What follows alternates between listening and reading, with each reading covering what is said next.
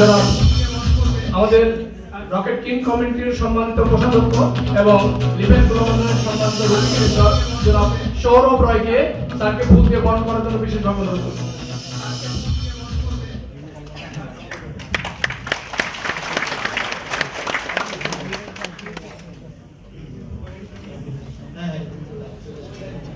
ধন্যবাদ।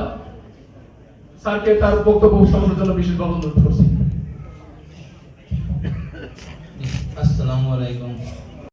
আমাদের সেই চিকিৎসা পদ্ধতির নাম স্টেম সেল নিউট্রিশন থেরাপি। এটি একটি নতুন চিকিৎসা পদ্ধতি যেটি allopath, homeo, Ayurveda, Unani, herbal কোনো চিকিৎসা না।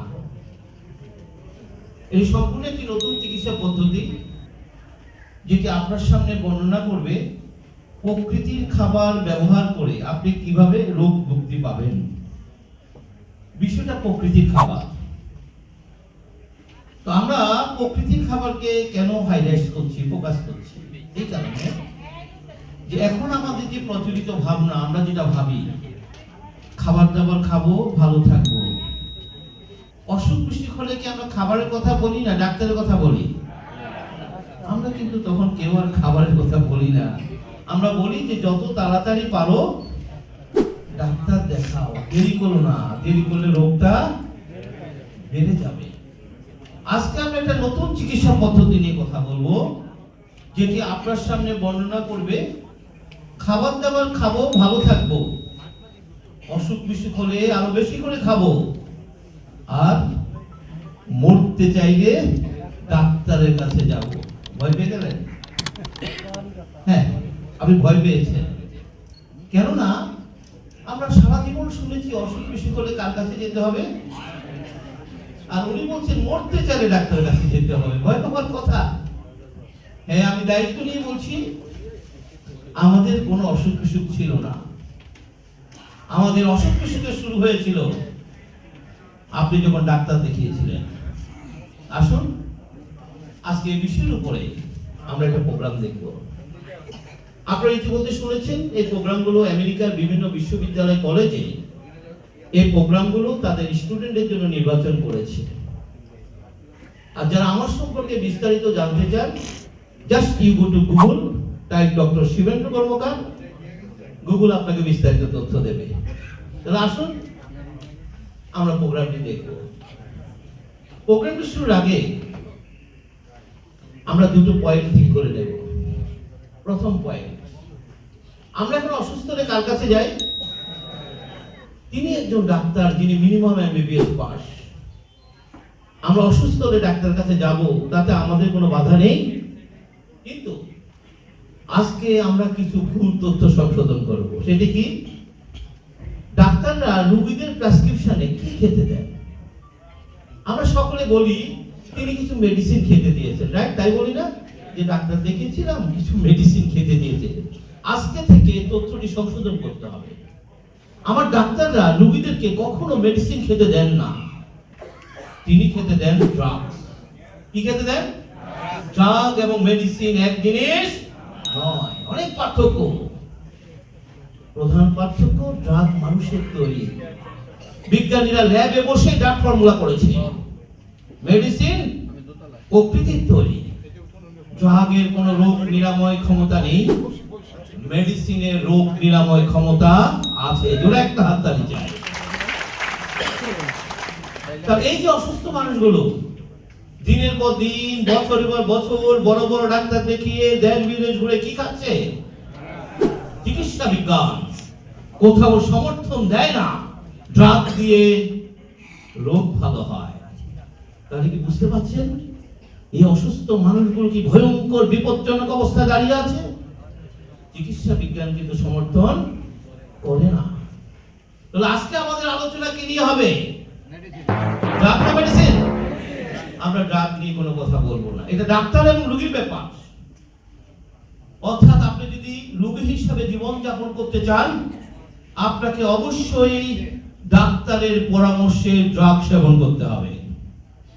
কথাগুলো খুব মনোযোগ দিয়ে শুনতে হবে, কেননা আলোচনা অনেক বড়, আমরা অল্প সময়ে অনেক কথা বলবো।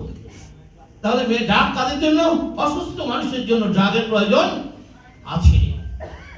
আর আপনি যদি সুস্থতা নিয়ে জীবনযাপন করতে চান, আপনাকে মেডিসিনের পরামর্শে চলতে হবে। আমাদের আজকের আলোচনা মেডিসিন। আমরা ড্রাগ নিয়ে কোনো কথা বলবো না, এটা ডাক্তার এবং রোগীর ব্যাপার, তারা বুঝবে। Message clear? সেকেন্ড পয়েন্ট, আমরা একটা চ্যালেঞ্জ ছুড়েছি। আমরা বলছি একটি ন্যাচারাল প্রোডাক্ট অনেক রোগ ভালো করে, তাই তো শুনেছেন নাকি? প্রশ্ন, এই সর্বাধুনিক চিকিৎসা বিজ্ঞানের যুগে এ বক্তব্য কতটুকু সমর্থনযোগ্য? কেননা আমরা জানি প্রতিটি রোগের জন্য আলাদা ডাক্তার, আলাদা হাসপাতাল, আলাদা চিকিৎসা পদ্ধতি। আর আপনি বলছেন একটি প্রোডাক্ট খেলে অনেক রোগ ভালো হয়ে যাবে, এটি তো কবিরাজি কথা। এ কথা কারা বলে? কবিরাজরা বলে। একটু পুড়িয়া খাবেন তো পা থেকে মাথা পর্যন্ত সব রোগ কি হয়ে যাবে? ভালো হয়ে যাবে। তাহলে আমরা কি কবিরাজ? আজকে আমরা চ্যালেঞ্জ নিয়ে এসেছি এবং আমরা দেখিয়ে দেব একটি ন্যাচারাল মেডিসিনে সব রোগ ভালো করে দেয়া যায়। আর বিষয়টি বোঝার জন্য আমরা মডার্ন মেডিকেশনকে সামনে নিয়ে একটু কথা বলবো। মডার্ন মেডিকেশনের কনসেপ্ট হচ্ছে one body, many doctors, many drugs. দেখা পাই না? ডাক্তার কতজন? অনেক ডাক্তার। ওনারা আমাদের দেহটাকে ভাগযোগ করে নিয়ে গেছে। আমরা রোগীরা আছি বিপদের মধ্যে। কি ভাই, কথা ঠিক কিনা? হার্টের ডাক্তার, কিডনির ডাক্তার, চোখের ডাক্তার। শুধু এখানে শেষ নয়, আপনি যদি একটা সিস্টেম নিয়ে যান, মনে করেন আপনি হার্ট ফাউন্ডেশনে গিয়েছেন হার্টের সমস্যা নিয়ে, এই হার্টের উপরে 10 জন ডাক্তার, একজন সিদ্ধের ডাক্তার, একজন পার্টিশনের ডাক্তার, একজন ভালভের ডাক্তার। কি ভাই, কথা ঠিক আছে কিনা? আমরা রোগীরা খুবই বিপদে আছি। আসুন না আজকের এই সায়েন্টিফিক প্রেজেন্টেশন থেকে আমরা কি দেখিয়ে দেব। দেখো একটা ডাক্তার, একজন মেডিসিন, জোরে একটা হাত তালি দিয়ে আজকে আমরা দেখিয়ে দেব। এক দেহে অনেকগুলো ডাক্তারের প্রয়োজন, এক দেহে অনেকগুলো মেডিসিন প্রয়োজন নেই। একটি মেডিসিনে সব রোগ ভালো করে দেওয়া সম্ভব। এখানে আমি মেডিসিনে যে ডেফিনিশনটা দেব, এটি শুধুমাত্র লিভেন গ্লোবালের প্রোডাক্ট নয়। লিভেন গ্লোবালের প্রোডাক্ট বিশেষ ধরনের ন্যাচারাল মেডিসিন, বাট আমার আলোচনা সেটি আসবে না। আমার আলোচনায় মেডিসিনের ডেফিনিশন হিসেবে আসবে প্রকৃতির খাবার। আপনি সকাল থেকে রাত পর্যন্ত যত খাবার খাবেন, সব খাবারকে মেডিসিনে রূপান্তর করতে হবে। খাবারে যে মেডিসিন হতে পারে, এটি প্রথম বলেছিলেন হিপোক্রেটস। হিপোক্রেটসকে বলা হয় ফাদার অফ মেডিসিন। আজ থেকে 2500 বছর আগে প্রাচীন গ্রিসে তার জন্ম হয়েছিল। চিকিৎসা বিজ্ঞানের অবদানের জন্য তাকে স্বীকৃতি দেওয়া হয় ফাদার অফ মেডিসিন। তিনি একটা কথা বলতেন, যে খাবার খেলে রোগ সারে সেই খাবারে আপনার দেহের জন্য মেডিসিন। কিন্তু তিনি যখন এই কথাটি বলতেন, সে সময় আধুনিক কোনো চিকিৎসা বিজ্ঞানের সূচনা ঘটেনি। ফলে বিজ্ঞানের দৃষ্টিতে সেগুলি প্রমাণ করা যায়নি। কিন্তু আজকের আধুনিক সায়েন্স হিপোক্রেটসের বক্তব্য সমর্থন করে। আমাদের আজকের আলোচনা হবে আধুনিক বিজ্ঞানের আলোকে। আমরা কি রেডি আলোচনাটা শোনার জন্য? আমি আপনাদের সামনে একটি স্লাইড প্রেজেন্টেশন শো করব। এটি একটি আলোচনার সাথে আরেকটি আলোচনার একটি যোগসূত্র রয়েছে। আমি চেষ্টা করব 1 ঘন্টার মধ্যে আলোচনাটা শেষ করতে। ঠিক 1 ঘন্টা পর আপনি যদি আমার আলোচনাটা মনোযোগ দিয়ে শুনতে পারেন এবং প্রেজেন্টেশনটা দেখতে পারেন, জাস্ট 1 ঘন্টা পর 80% ডিজিজ এখনই ভালো হয়ে যাবে। কত পার্সেন্ট? একটা হাততালি পেতে পারে তো নাকি?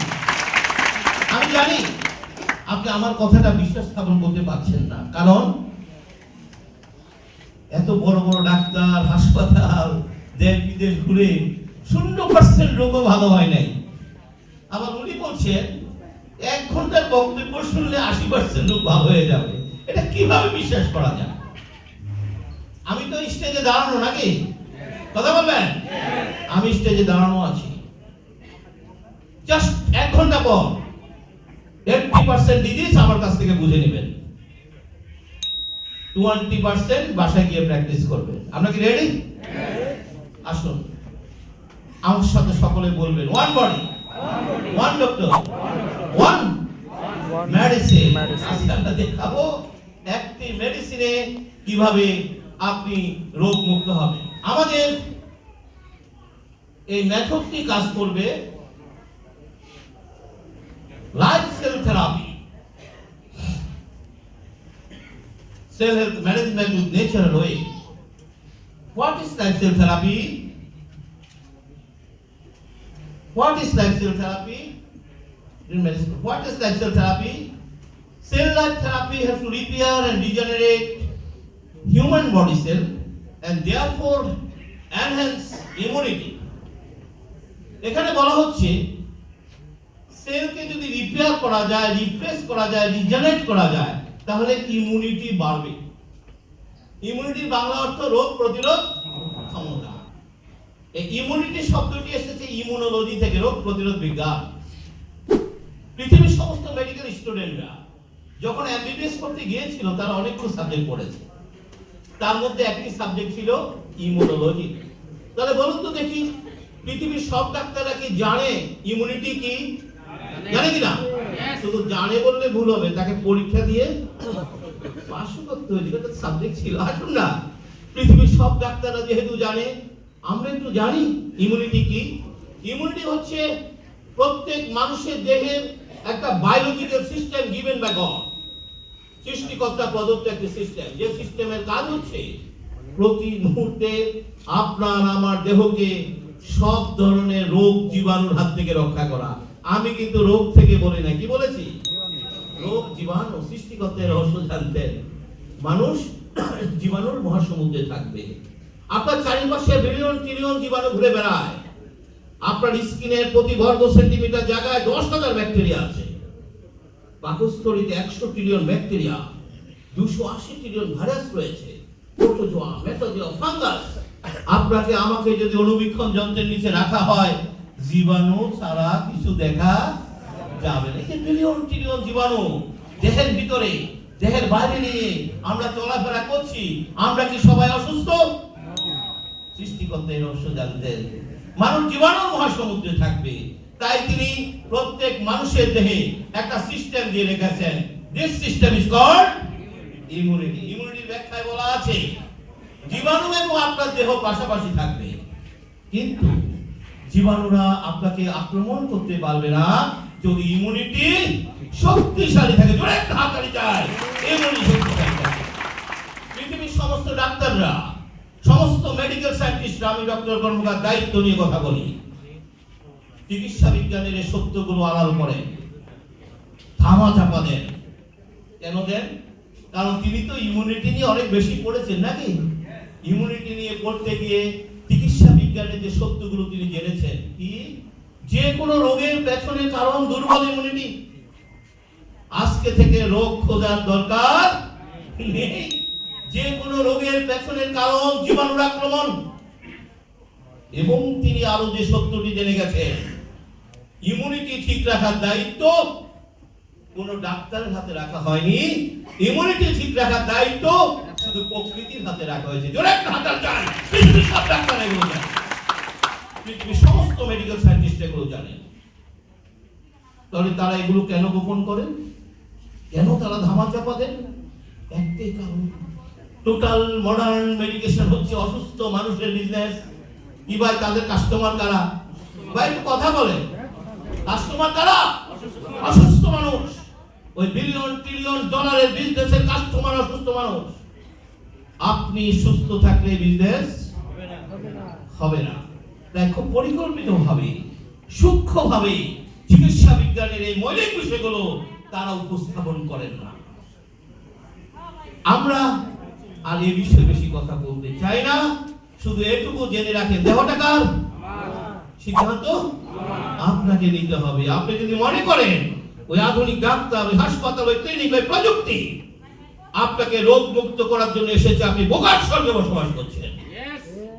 কারণ চিকিৎসা বিজ্ঞান নিজে এটা সমর্থন করে না। Message clear? আলোচনা অনেক বড়, আমি আবারও অনুরোধ করব পয়েন্টগুলো মনে রাখার জন্য। তাহলে কার ইমিউনিটি ঠিক রাখলে আমি রোগ মুক্ত থাকতে পারবো? সেল। আসুন আমরা একটু দেখি সেলটা কি। Cell is tiny life. Our body comprises of 100 trillion of cells as light as bricks. একটা বিশাল বিল্ডিং যেভাবে ইটের পর ইটের গাঁথুনি দিয়ে তৈরি, আপনার আমার দেহ সেল দিয়ে তৈরি। প্রতিটি সেল টাইনি লাইফ, ক্ষুদ্র জীবন। তাহলে আমরা কি বলতে পারি আমাদের দেহটি 100 ট্রিলিয়ন জীবনের একটি ইউনিট? বললে কি ভুল হবে? তাহলে আমার হার্ট কি দিয়ে তৈরি?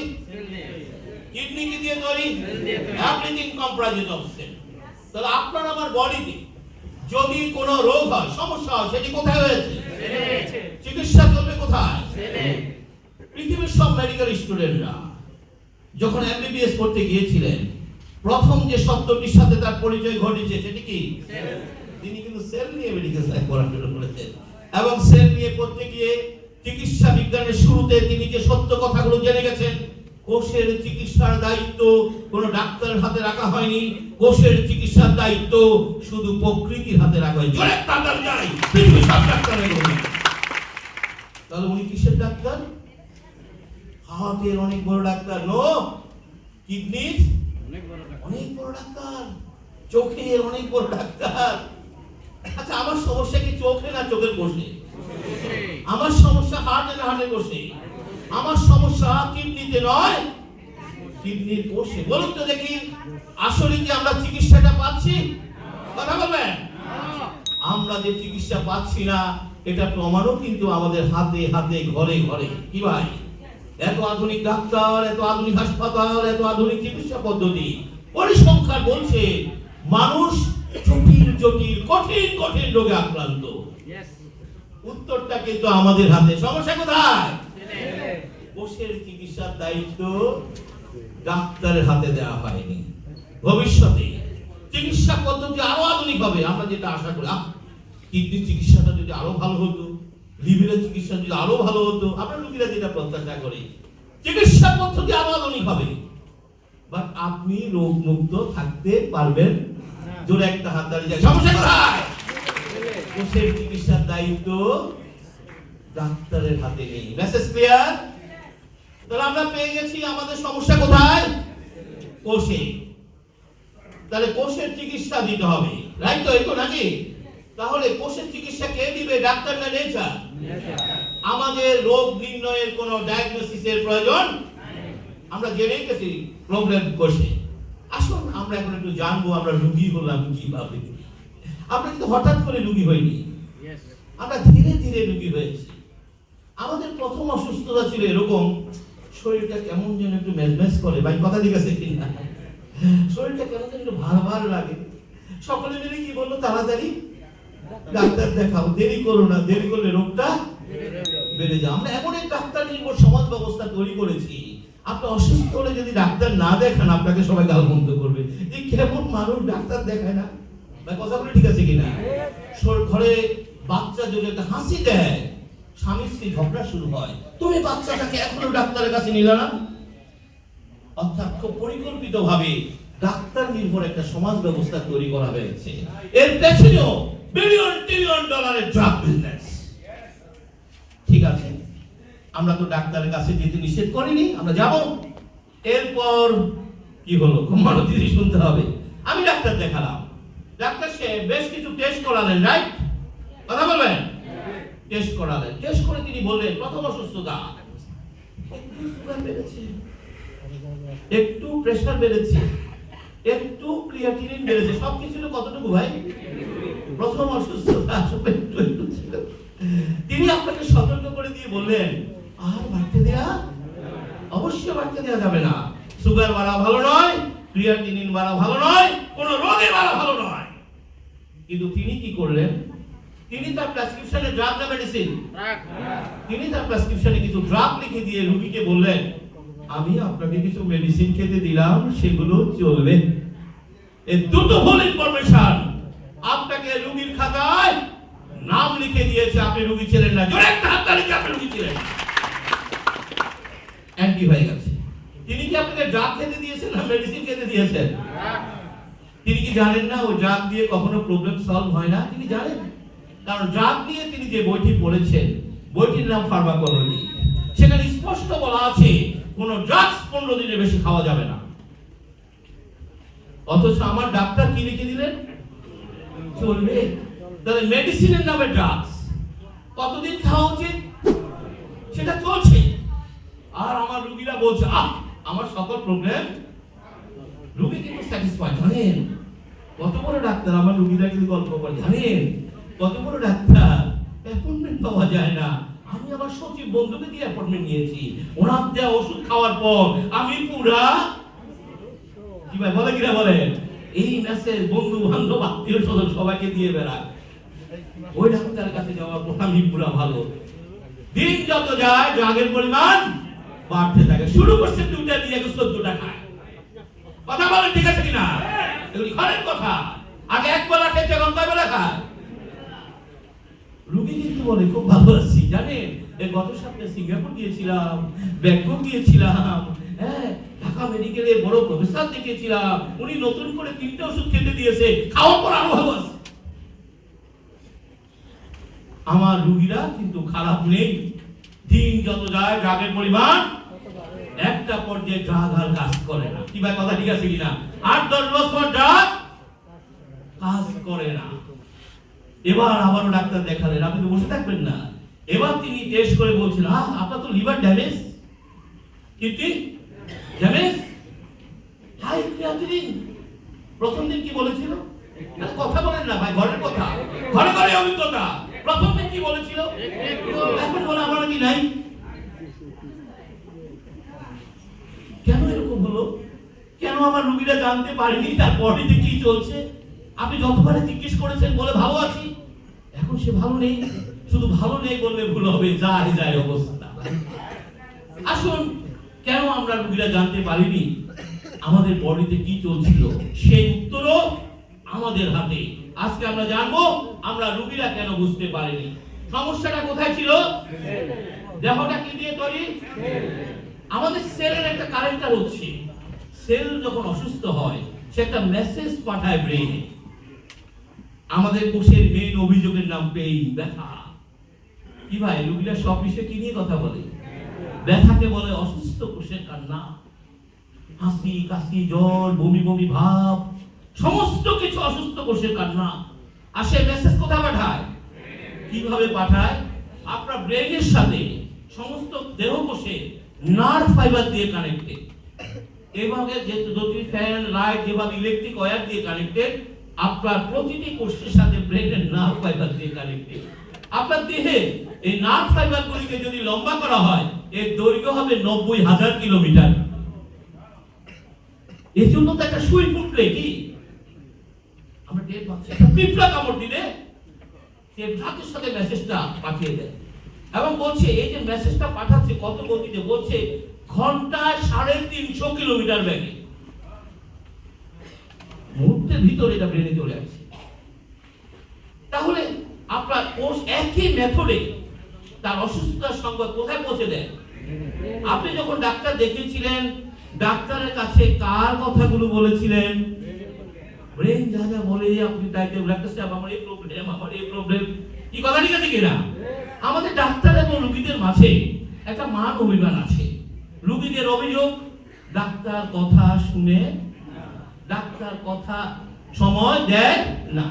কি অভিযোগ আছে কিনা বলে? রোগীরা চায় ডাক্তার তার কথাগুলো শুনুন, তার এত সমস্যা, কিন্তু ডাক্তার আসলে অভিনয় করেন। বলেন বলেন শুনছি বলেন, আসলে তিনি শুনেন না। এটি ডাক্তারের কোনো দোষ নয়। আমি এখানে ডাক্তারের কোনো দোষ দেখি না, কারণ তিনি তো জানেন সমস্যাটা কোথায়। জোরে একটা হাততালি দাও। তিনি তো মেডিকেল সায়েন্স পড়েছেন, আপনি না পড়েন নাই। আপনার কোষ এত অসুস্থ, আপনাকে যদি বলতে দেওয়া হয় সারা রাত, তো আপনি বলবেন উনি তো 200 রোগীর অ্যাপয়েন্টমেন্ট করেছেন। শুনে বলা হবে কি, উনি তো জানেন সমস্যা কোথায়। রোগীর মন তো মানে না, রোগীরা চায় কথা শুনুক। এবং দেখবেন রোগীরা কি করে, এত বেশি অসুস্থ সব কথা লিখে নিয়ে যায়। আজকে ডাক্তারকে যদি ভুলে যায় কোনো পয়েন্ট, এর জন্য সব লিখে নিয়ে যায়। কথা লিখছি না, পয়েন্ট লিখে নিয়ে আজকে ডাক্তারকে সব কথা খুলে বলতে হবে। আসলে ডাক্তারের কাছে এগুলোর কোনো ভ্যালু, কারণ তিনি আগে জানেন সমস্যা কোথায়। এত প্রত্যাশা নিয়ে আপনি ডাক্তারের কাছে গিয়েছেন, তার তো কিছু একটা করা উচিত। এই জন্য আধুনিক ডাক্তাররা রোগীদের সাথে যে চিকিৎসা পদ্ধতি অনুসরণ করে, এই চিকিৎসা পদ্ধতির নাম ড্রাগস মেডিকেশন। আজকে কিছু কথা স্পষ্ট করে জানতে হবে। কি মেডিকেশন? ড্রাগ হচ্ছে কতগুলো সিনথেটিক কেমিক্যাল যেগুলো ল্যাবে বসে তৈরি করা হয়। পৃথিবীর বড় বড় স্থানে ল্যাব স্থাপন করা আছে, সেখানে বড় বড় সায়েন্টিস্টরা বসে আছে, অ্যানাটমিস্ট, ফিজিওলজিস্ট, বায়োলজিস্ট, ফার্মাসিস্ট। তাদের পেছনে ফার্মাসিউটিক্যাল কোম্পানিগুলো বিলিয়ন বিলিয়ন ডলার ব্যয় করে। তাদের কাজ কি? এই যে আমরা যে অভিযোগগুলো করি, এই অভিযোগগুলো ডিরেক্টলি ইনডিরেক্টলি ল্যাবে পৌঁছে দেওয়া হয়। তাদের কাজ কি? খুঁজে বের করা কোন কোষ কোন মেথডে ব্রেইনে মেসেজটা পাঠালো। অবশ্যই এটা একটি জটিল গবেষণা, তাতে কোনো সন্দেহ নেই। তারা খুঁজে বের করে। বিষয়টা অনেকটা এরকম, আমি বলছি লাইটটা জ্বলছে, আপনি লাইটটা বন্ধ করেন, কি একটা নির্দিষ্ট সুইচের মাধ্যমে না? একটা নির্দিষ্ট সুইচের মাধ্যমে এটা অপর। ঠিক আপনার কোষ একটা নির্দিষ্ট সুইচের মাধ্যমে এই যোগাযোগটা স্থাপন করে। আমি যদি বিজ্ঞানের ভাষায় কথা বলি, এই সুইচগুলোকে বলা হয় রিসেপ্টর। বিজ্ঞানীরা রিসেপ্টর গুলো খুঁজে বের করে এবং তার বিপরীতে কিছু ড্রাগ ফর্মুলা করে। ড্রাগগুলোর মূল কাজ হচ্ছে ওই রিসেপ্টর গুলোকে লক করে দেওয়া, যাতে করে সে কোনো মেসেজ পাঠাতে না পারে। এই জন্য দেখবেন রোগীরা প্রথম যখন ড্রাগ সেবন করে, প্রথম মুহূর্তের মধ্যে বলে, আমার দীর্ঘদিনের পেট ব্যথাটা চলে গেল, মাজা ব্যথাটা নাই, মাথা ঘুরানিটা নাই। কেন কেন নাই? কারণ মুহূর্তের মধ্যে ড্রাগ কি করেছে? ব্রেনের সাথে যোগাযোগ বিচ্ছিন্ন করে দিয়েছে। প্রথম যখন, প্লিজ আপনার কথা হচ্ছে, প্রথম যখন রোগীরা ডাক্তারদের ড্রাগ খাওয়া শুরু করে, ডাক্তারদের প্রেমে পড়ে। কি গভীর প্রেম, গভীর প্রেম। 8-10 বছরের প্রেম চলে। ওই সময় যদি আপনি ডাক্তারের মতামতের বিপক্ষে কোনো কথা বলেছেন, আপনাকে তেড়ে আনবে। জানেন ওটাই কত বড় ডাক্তার, আমি তো ওনার ওষুধ খাইয়া দিব্যি ভালো আছি। কি সব বলেন? 8-10 বছর পর প্রেম ভাঙতে থাকে। কেন? ড্রাগ আর কাজ, কথা বলেন ঠিক আছে কিনা? ড্রাগ আর কাজ। আপনি তো ডাক্তার সাহেব এবার নিজে টেস্ট করে বললেন, সরি আমার আর কিছু করার নাই, বাড়ি চলে যান আর আল্লাহ আল্লাহ করে জোরে একটা হাততালি চাই। প্রতিদিন ঘরে অভিজ্ঞতা। আমরা কি উত্তরটা পেয়েছি? এই ছোট্ট আলোচনা থেকে কি মনে হলো? আমরা রোগীরা কি ভালো আছি? কথা বলেন। আমরা রোগীরা ভালো নেই, আমরা ভয়ঙ্কর একটা বিপজ্জনক অবস্থা দাঁড়িয়ে আছি। এই বিপদ যে কোনো মুহূর্তে আপনাকে তেড়ে আসবে। মেসেজ কি ক্লিয়ার? তাহলে আসুন, আমরা পেয়ে গেছি আমাদের সমস্যা কোথায়? কোষে। কোষের চিকিৎসা কে দিবে? ডাক্তার না নেচার? আমাদের রোগ নির্ণয়ের কোনো প্রয়োজন নেই, আমরা জেনে গেছি। সমস্যা কোথায়? কোষের চিকিৎসা তো নেচার দিবে, রোগ নির্ণয় কি দরকার? আসুন, আমরা এখন একটু দেখবো, আমরা রোগী সরি এটা দেখে গেছি। এই যে বারবার বলছি কোষ কোষ কোষ, কোষ কি খালি চোখে দেখা যায়? আসলে এই দেহটা যে কোষ দিয়ে তৈরি, কোষ ছাড়া কিছু নেই।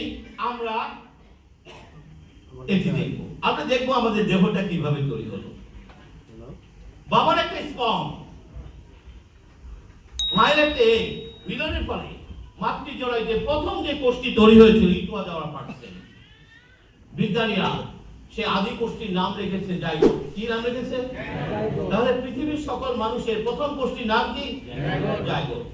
আসুন, জাইগোট সৃষ্টির জন্য কি রহস্য কাজ করেছে? এটি ডিম্বাণু, বড়টি ডিম্বাণু, বড় ছবিটি, আর এটি হচ্ছে যে স্পর্ম। বলছে মায়ের একটি ডিম্বাণুর সাথে বাবা 100 কোটি স্পর্ম ফাইট করেছে আপনার জন্মের জন্য। জোরে একটা হাততালি চাই। একটি মাত্র ডিম্বাণুর সাথে একটি মাত্র স্পর্ম কন্ট্যাক্ট করতে সক্ষম, আউট অফ 100 কোটি স্পর্ম। এবং নতুন যে প্রাণের সঞ্চালয়, নতুন যে প্রাণের সঞ্চালয় আপনাদের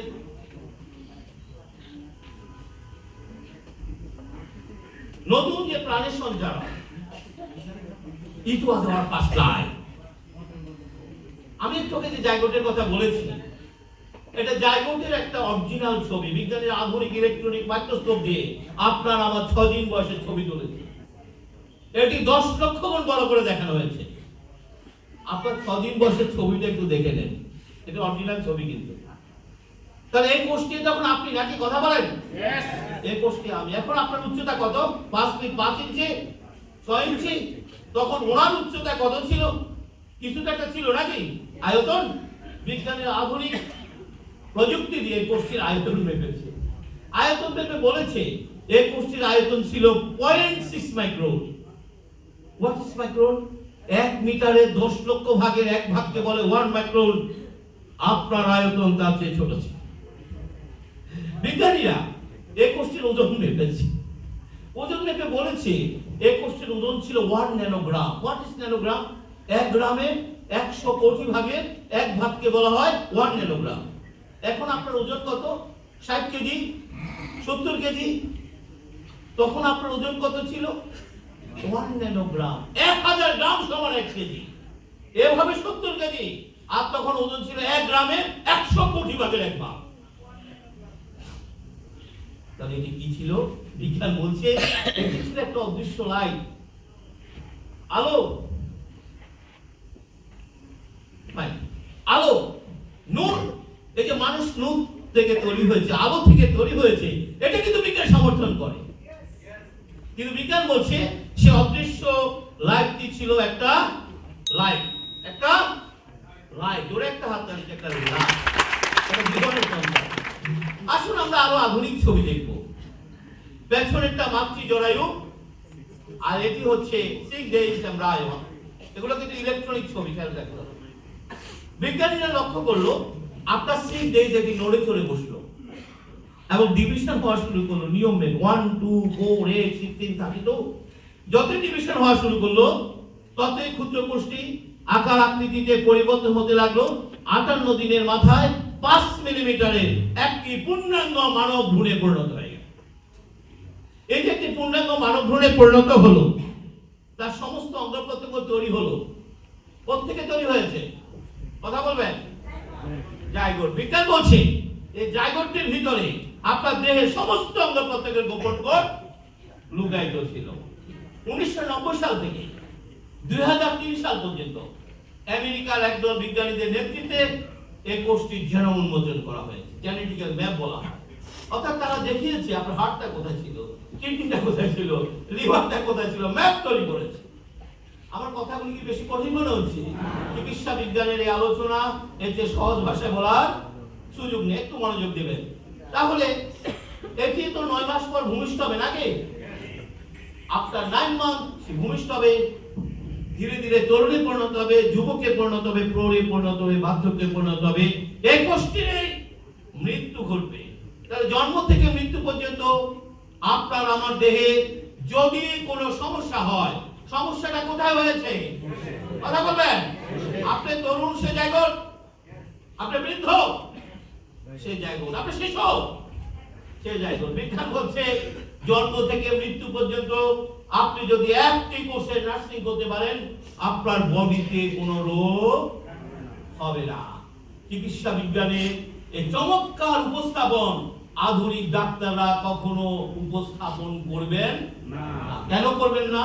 কারণ তাদের বিজনেসের মূল কৌশল হচ্ছে কোষের 12টা বাজাও। জোরে একটা হাততালি চাই। এই কোষটাকে যত বেশি ড্যামেজ রাখা যাবে, যত বেশি অসুস্থ রাখা যাবে, তত বেশি বিজনেস ডেভেলপ করবে। আমার কথা কি বুঝতে পেরেছেন? এই ওয়ান স্টপ সলিউশনের কথা ভবিষ্যতে তারা উপস্থাপন করবেন না। কেন করবেন না? তারা এত বড় শক্তিশালী সিন্ডিকেট, ওয়ার্ল্ড ওয়াইড এর কথা বলছি, বিলিয়ন ট্রিলিয়ন ডলারের বিজনেস। তাদের মতামতের বিপক্ষে কথা বলার ক্ষমতা কোন রাষ্ট্রেরও নেই। শুধু এইটুকু মনে রাখবেন, তাদের মতামতের বিপক্ষে কথা বলার সুযোগ নেই। সুতরাং দেহটা কার সিদ্ধান্ত? আপনি যদি মনে করেন কেউ এসে আপনাকে রেস্কিউ করবে, আপনি বোকাস্টকে বসবাস করছেন। সাবধান, আমি কি বলতে চেয়েছি, সুযোগ নেই। কারণ কেউ এই দায়িত্ব নিতে, তাদের বিলিয়ন ট্রিলিয়ন ডলারের বিজনেস এস্টাবলিশ হয়ে গেছে শুধু অসুস্থ মানুষদেরকে নিয়ে। আপনি সুস্থ থাকলে বিজনেস হবে। আমরা কি উত্তরগুলো পেয়েছি? আসুন, বিজ্ঞান বলছে এই জাইগোট বা এই দেহ, এই সেল 1000 ইয়ার্স পর্যন্ত প্রকৃতিতে সার্ভাইভ করতে পারে। প্রমাণ আছে, আমাদের অনেক নবীরা 900 950 বছর বেঁচে ছিলেন। তাহলে ছোট আলোচনা থেকে আমরা কি বলতে পারি আমাদের এই দেহটি একটি কেমিক্যাল হাউস? বিজ্ঞান বলছে এটি একটি কেমিক্যাল হাউস। এই কেমিক্যাল হাউসে প্রতি সেকেন্ডে 37,000 বিলিয়ন কেমিক্যাল রিঅ্যাকশন সংঘটিত হয়। এই যে আমি কথা বলছি, আপনি শুনছেন, আপনার হার্ট, কিডনি, লিভার, ব্রেন কাজ করছে কিনা বলেন? আর আমরা যারা কিছুটা সায়েন্স ব্যাকগ্রাউন্ড আমরা জানি প্রতিটা কাজের পেছনে বিলিয়ন বিলিয়ন কেমিক্যাল রিঅ্যাকশন। তাহলে আজকে এই ছোট্ট আলোচনা থেকে আমাদের নতুন চিকিৎসা পদ্ধতি থেকে নতুন ডিজিজের ডায়াগনোসিস আমরা পাবো। আমাদের ডিজিজের ডেফিনিশন হচ্ছে ডিজিজ হচ্ছে ডিসঅর্ডার অফ কেমিক্যাল রিঅ্যাকশন। জোরে একটা হাতালি না দেই আর জোরে আওয়াজ। ডিজিজ হচ্ছে disorder of chemical reaction, healing হচ্ছে অর্ডার অফ কেমিক্যাল রিঅ্যাকশন। হাসি কাশি জ্বর বমি বমি ভাব ব্যথা মানে কি? মানে আপনার কেমিক্যাল রিঅ্যাকশনটি কি হয়ে গেছে? ডিসঅর্ডার হয়ে গেছে। আবার হিলিং মানে এটা কি হয়ে গেছে? অর্ডার হয়ে গেছে। বিজ্ঞান বলছে আপনার আমার দেহে 99% কেমিক্যাল ডিসঅর্ডার নিজে নিজে ঠিক হয়ে যায়। জোরে একটা হাততালি যায়, নিজে নিজে ঠিক হয়ে যায়। 1% কেমিক্যাল ডিসঅর্ডার যেটির নাম ক্যান্সার, সেটি হলে আর রেহাই নাই। তো 1% কেমিক্যাল ডিসঅর্ডার কেন ঘটলো? ওই যে 99% কথায় কথায় ডাক্তার, কথায় কথায় হাসপাতাল, কথায় কথায় সিটি স্ক্যান, কথায় কথায় এমআরআই, এই যে বারবার এক্সপোজার গুলো দিয়েছেন, আপনার সেই ডিসঅর্ডার গুলো ক্যান্সারে কনভার্ট হয়ে গেছে। জোরে তাড়াতাড়ি যাই, চিকিৎসা বিজ্ঞান চাই। তাহলে 99% যে কেমিক্যাল দিয়ে হঠাৎ করে ভালো কেমন শরীরটা ব্যালেন্স করে, এগুলা কেমিক্যাল ডিসঅর্ডার, এগুলা কিন্তু নিজে নিজে কি হয়ে যায়। কিভাবে ঠিক হলো আজকে সেই কৌশল আমরা জানবো। ঠিক আছে কথাটা? কিভাবে? তাহলে আসেন, তাহলে হঠাৎ করে হাসি কাশি জ্বর বমি বমি বা হওয়ার পর তার কাছে গেলেন, কথা বলেন না কেন? ডাক্তার কাছে যাওয়ার পরে সমস্যাটা তো চলে গেছে, তা তো মিথ্যা নয়, সমস্যা চলে গেছে, ক্যারেক্টার কে নিল কিন্তু আজকে এই মুহূর্তে আমরা জানলাম সমস্যাটা কিন্তু ডাক্তার সারাননি, সমস্যাটা কিন্তু নিজে নিজে চলে গেছে। ক্যারেক্টার কে নিয়ে গেল? আপনি ডাক্তারকে জিজ্ঞেস করুন, আমি ডক্টর কর্মকার আপনাকে দায়িত্ব দিলাম। আপনি ডাক্তারকে জিজ্ঞেস করুন, ডাক্তার সাহেব আমার সমস্যাটা গেল কিভাবে? তিনি কিন্তু আপনাকে বলবেন আমি জানি না। কেন বলবেন? কারণ তিনি তো বলেছেন, তিনি বলবেন আমি তো আপনাকে প্যারাসিটামল খেতে দিয়েছি, আমি তো আপনাকে সেক্লু খেতে দিয়েছি, আমি তো অ্যান্টিবায়োটিক খেতে দিয়েছি, এগুলি ড্রাগ না মেডিসিন? কথা বলেন। তিনি কি ড্রাগের ডেফিনিশন জানেন না? যে ড্রাগ কখনো রোগ ভালো করে না, এটা সিম্পটম রিলিভ করে। এই জন্য তিনি অনেস্টলি বলবেন আমি কিন্তু জানি না কিভাবে ঘটনাটা ঘটলো। আজকে আমরা দেখিয়ে দেব কিভাবে ঘটনাটা ঘটলো। জোরে একটা হাতে আজকে আমরা দেখি বার্থ or after birth যে কোনো ডিজিজের পেছনের কারণ disorder of chemical reaction. Message clear? আসুন তাহলে আমরা পেয়ে গেছি এটা কি একটা কেমিক্যাল হাউস না? কেমিক্যাল হাউস তো নাকি? সে কেমিক্যাল বিক্রিয়া করে করে, এটাকে বলা হয় মিউটেশন। কেমিক্যাল বিক্রিয়া করে করে আপনার অঙ্গ প্রত্যঙ্গ তৈরি করছে, হার্ট কিডনি লিভার বানাচ্ছে মাতৃ জঠরে। সে যখন আপনার অঙ্গ প্রত্যঙ্গ তৈরি করতে ব্যস্ত, আপনি মাসের একটা সাউন্ড কিসের জন্য? ছেলে না, আর অনেক কিছু, আমরা জাস্ট উদাহরণ দিচ্ছি। ছেলে না মেয়ে হয়েছে, এখন মেয়েরা কি করে ভাই? কনসিভ করার পর পারলে পেটের সাথে আল্ট্রাসাউন্ড বাঁধিয়ে রাখে। কথা ঠিক আছে কিনা বলেন? প্রতি মাসে একবার দেখে, চল তো দেখি আসি। এই যে বারবার আপনি সাউন্ড মারছেন, এখানে অসংখ্য কেমিক্যাল বিক্রিয়া কি হয়ে যাচ্ছে, অর্গান হচ্ছে।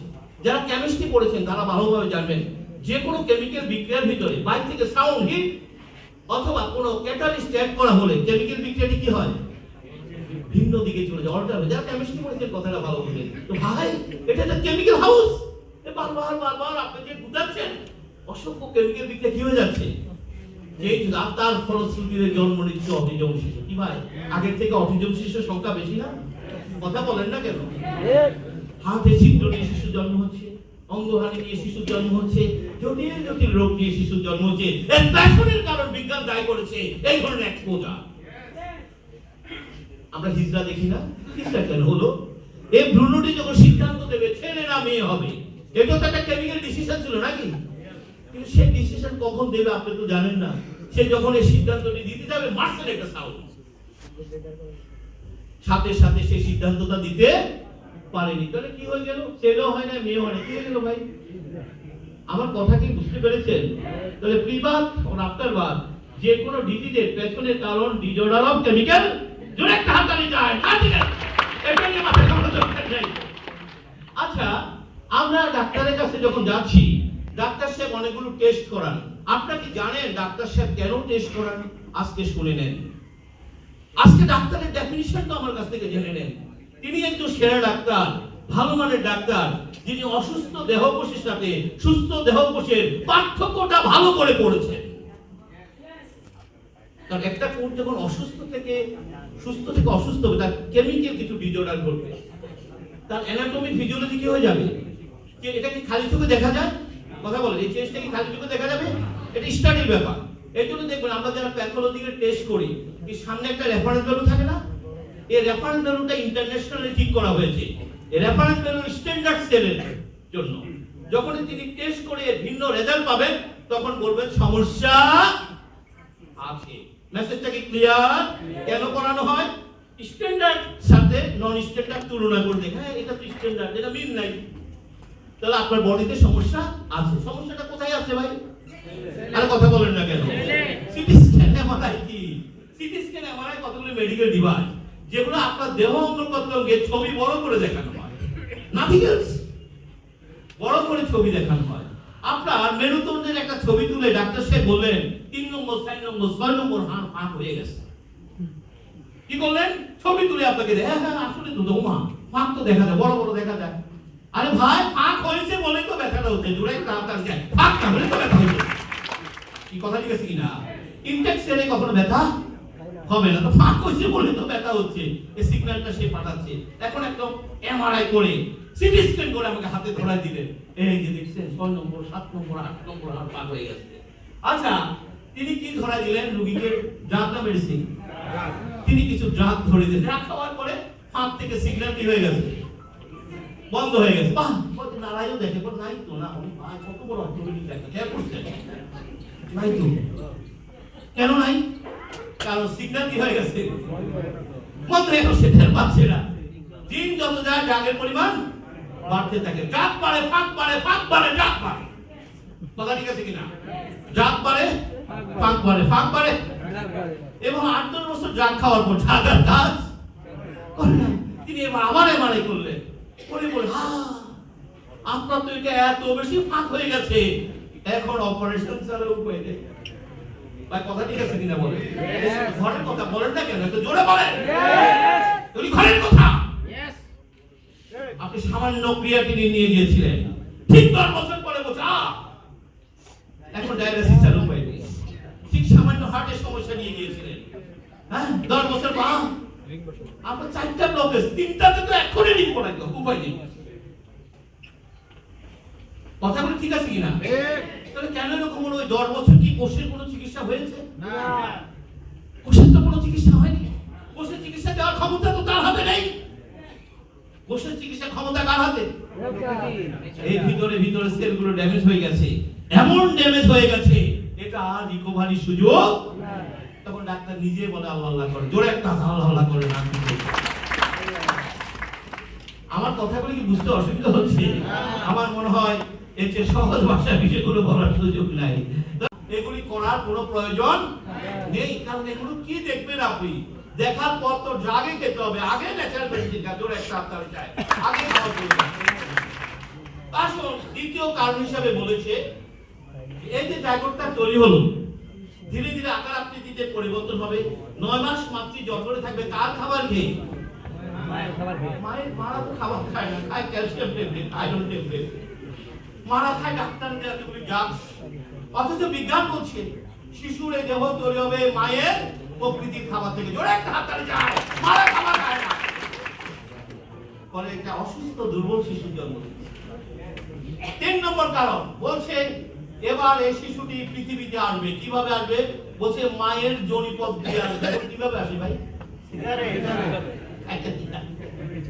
বিজ্ঞান বলছে সিজার করানো উচিত নয়। এক্সেপশন ভিন্ন আলোচনা, আমরা ব্যতিক্রম নিয়ে কথা বলবো।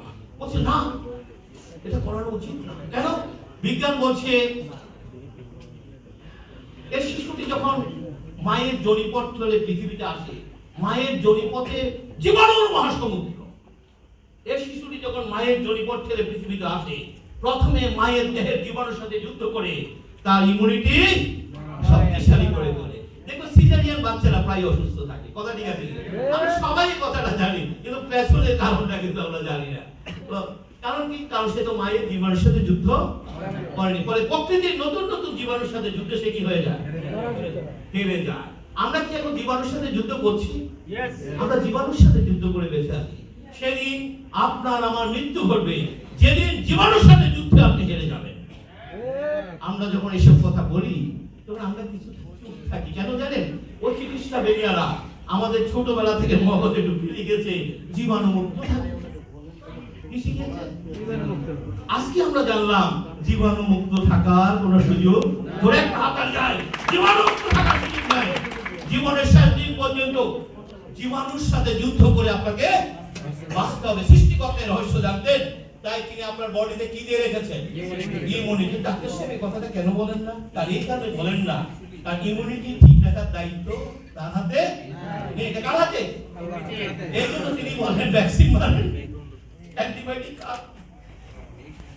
তিনি কিন্তু ইমিউনিটির কথা বাদ দিয়ে আমাকে ভ্যাকসিন নিতে বলেন, ইমিউনিটির কথা বাদ দিয়ে তিনি আমাকে অ্যান্টিবায়োটিক খেতে বলেন। বলুন তো দেখি, এই ভ্যাকসিন নিয়ে অ্যান্টিবায়োটিক দিয়ে এই বিলিয়ন ট্রিলিয়ন জীবাণুর বিরুদ্ধে যুদ্ধ করে কি বেঁচে থাকা সম্ভব? আপনি ডাক্তারকে জিজ্ঞেস করেন আসলে কি এটা সম্ভব কিনা। সম্ভব নয়, কিন্তু এই কথা তো আমরা জানতে পারছি না, আমাদেরকে জানতে দেয়া হয় না। কারণ ইমিউনিটি ঠিক রাখার দায়িত্ব কার হাতে? জোরে একটা হাত তালি চাই, এই দায়িত্ব ডাক্তার হাতে। এই জন্য দেখেন চিকিৎসার মূল সমাধান হয়ে যেতে একটা কথা, সেটা বলে না, কিন্তু সেটা কিন্তু বলে না, সেটা একদম বলে না। তাহলে আসুন আমরা চতুর্থ কারণ হিসাবে জানবো, এই যে শিশুটি জন্ম নিল, 6 মাস মাতৃদুগ্ধ পান করবে। কার দুগ্ধ পান করে ভাই? পটের দুধ খায়। তো মায়ের দুধ আর পটের দুধ কি এক? ওখানে শিশুর দেহ তৈরি হতে পারেনি। পঞ্চম কারণ হিসাবে বলেছে, এবার শিশুটি যখন স্বাভাবিক খাবারে আসে, তার মুখে তুলে দেওয়া হয় লজেন্স, চিপস, ড্রিঙ্কস। চলে 40-45 বছর পর্যন্ত এমন কোন কুখাদ্য নাই যে খাইয়া শেষ করে না। কুখাদ্যের তালিকা কিন্তু আমাদের হাতে আছে। 10 কেজি মাংস, 10 প্যাকেট সিগারেট। কি ভাই, ইয়াং বয়সে আপনি এক প্যাক খাইতে পারেন নাই, আমি পুরো ড্রাম সব ক্লিয়ার করে ফেলেছি। কি কথা ঠিক আছে? এগুলি চলেছে এভাবে 40-45 বছর পরে এই কুখাদ্যের আঘাতে দেহটা এফেক্ট হয়ে গেছে, বলে শরীরটা কেন যেন শরীরটা কেন যেন ভার করে। সকলে মিলে কি বললো? কথা বলেন না কেন? ডাক্তার দেখাও, দেরি করো না, দেরি করলে রোগটা বেড়ে যাবে। আমরা ডাক্তার দেখালাম, ডাক্তার সাহেব টেস্ট করে বললেন একটু, কি বলেন? আর ডাক্তার দেয়া এই কথা বলে তিনি কি ধরা দিলেন? আরে কথা বলেন, কি ধরা দিলেন? ড্রাগ কি করেছে? সমস্ত যোগাযোগ বিচ্ছিন্ন। বাস ড্রাগ খাওয়ার পর দুঃখিত আর কিছু বুঝতে পারে না। তাহলে রং খাবারও চলে, ড্রাগও চলে, দুটো একসাথে চলে। বাস একটা পর্যায়ে গিয়ে বডিটা এমন ভাবে ড্যামেজ হয় আর ফেরার সুযোগ থাকে না। তো প্রথম যেদিন আপনার দেহ ম্যাজমেজ করে, ভারবার করে, সে কার কাছে যেতে বলেছিল ভাই? ডাক্তার না নেচার? কারণ এই সংবাদ আমরা কেন পাইনি? কারণ চিকিৎসা বেনিয়ারা আমার শিক্ষা ব্যবস্থা ছোট্ট করে ঢুকিয়ে রেখেছে, অসুখ হলে ওষুধ খাও, অসুখ হলে ডাক্তার দেখাও, বাড়ির খাটে হাসপাতাল বানাও, ঘরে ঘরে ডাক্তার বানাও। তারা তো একবারের জন্য আমাকে শিখিয়ে দেয়নি প্রথম অসুস্থতা তুমি কার সাহায্য চাইবে। এটা যদি সেদিন আমাদেরকে শিখিয়ে দিত, সেদিনে কিন্তু আমাদের প্রবলেম 99% শেষ হয়ে জোরে একটা হাত যায়। এই সংবাদ সবাইকে দেয়, দেয় কিনা বলেন? ও ডাক্তার পাচ্ছি, খুশি। অথচ আপনার কোন বলে আমি তো ওনাকে চিনি না, জোরে একটা হাততালি চাই। আপনি বলছেন সিঙ্গাপুরের বড় ডাক্তারের সাথে আমি অ্যাপয়েন্টমেন্ট করেছি, আপনার কোর্ট বলে আমি ওনাকে আমি চিনি শুধু অক্সিজেন এবং নিউট্রিশন। আসুন আমরা অক্সিজেন নিয়ে কথা বলি। আমরা প্রতিটি সুস্থ মানুষ, জীবিত মানুষ প্রতি মিনিটে 18 থেকে 20 বার শ্বাস গ্রহণের মাধ্যমে 11,000 লিটার বাতাস নেই।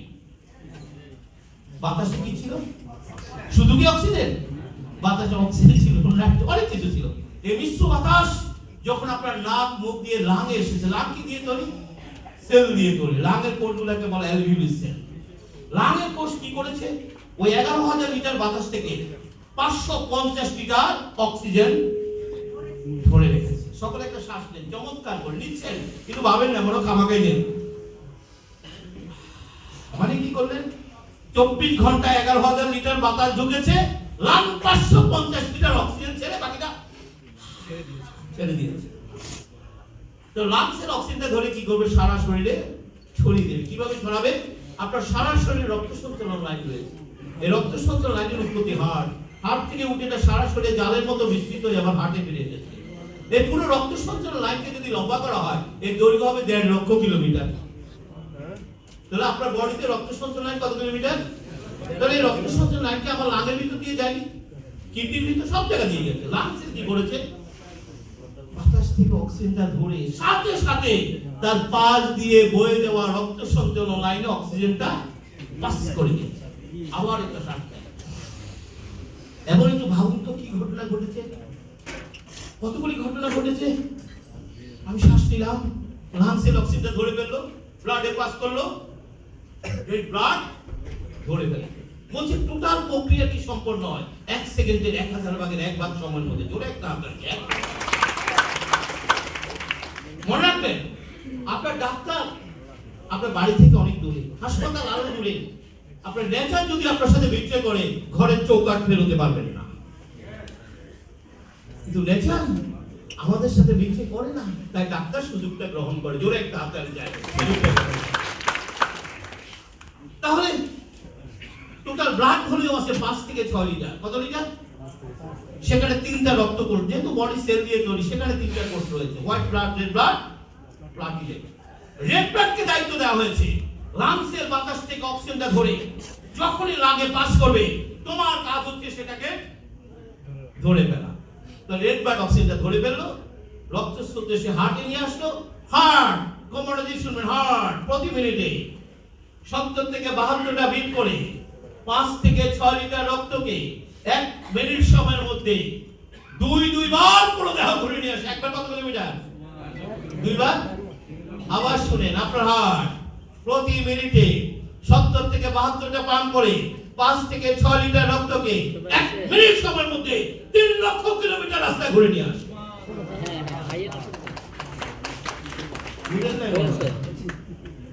একটু বুঝে দেখেন ঘটনা কি হচ্ছে। তাহলে আমরা শ্বাস নিলাম, লাংসের অক্সিজেন ধরে ফেললো, ব্লাডে পাস করলো, রেড ব্লাড ধরে ফেললো, হার্টে নিয়ে আসলো, হার্ট পাম্প করে সারা শরীরে ছড়িয়ে দিল। কেন? কেন আমরা এই কাজটি প্রতিনিয়ত করে যাচ্ছি? বিজ্ঞান বলছে মাত্র 1.5 মিনিট যদি আপনার কোষ অক্সিজেন না পায়, আপনার কোষের মৃত্যু ঘটবে। আর সৃষ্টিকর্তার রহস্য জানতেন, তাই তিনি আপনাকে আমাকে ঘুমে জাগরণে দম নেওয়া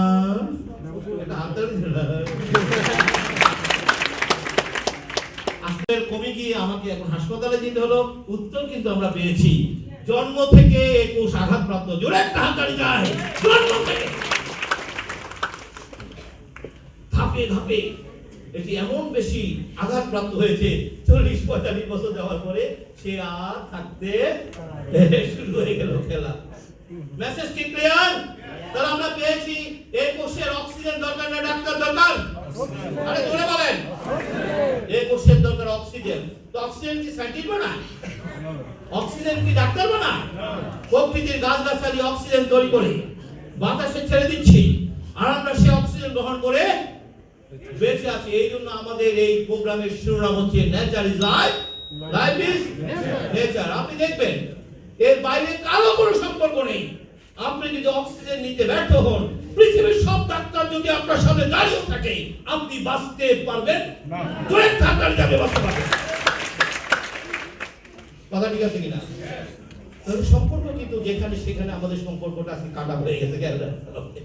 তাহলে আসুন, আমরা পেয়ে গেছি এই কোষের দরকার অক্সিজেন, এই কোষের দরকার খাবার। আলোচনার চূড়ান্ত অংশ।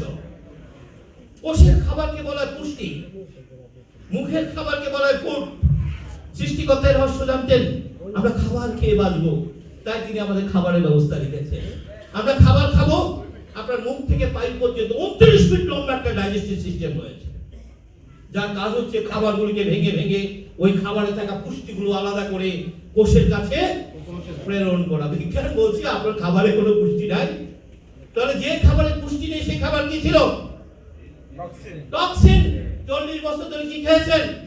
আপনি যে টক্সিন খেয়েছেন সেটা বিজ্ঞান বলছে কোষের খাবার তৈরি হয় প্রকৃতির ঘরে, মুখের খাবার তৈরি হয় রান্নাঘরে। কার খাবার খেয়েছেন? আমেরিকাতে এই বিষয়ের উপর একটি গবেষণা হয়েছে। গবেষণা প্রতিবেদনে তারা বলেছে মাত্র 65 ডিগ্রি সেন্টিগ্রেড তাপমাত্রা যাবার পরে আপনার খাবারে থাকা পুষ্টিগুলো ড্যামেজ হতে থাকে। আমাদের খাবারগুলো 200, 250, 300 ডিগ্রি সেন্টিগ্রেড তাপমাত্রা রান্না করা। কি খেয়েছেন আপনি? আপনার বাচ্চা কি খাচ্ছে? বিষ খাচ্ছেন আপনি, আর বিষের আঘাতে আঘাতে সে কি হয়ে গেছে?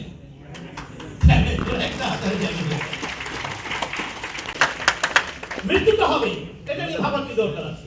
এই মৃত্যুটা আইসিইউতে কেন হতে হবে? ওই যে মোটিভেশন দিয়ে সেখানে কাজে বা অ্যাপেলোর আইসিইউ আরো উন্নত, আর আইসিইউ আরো উন্নত হচ্ছে।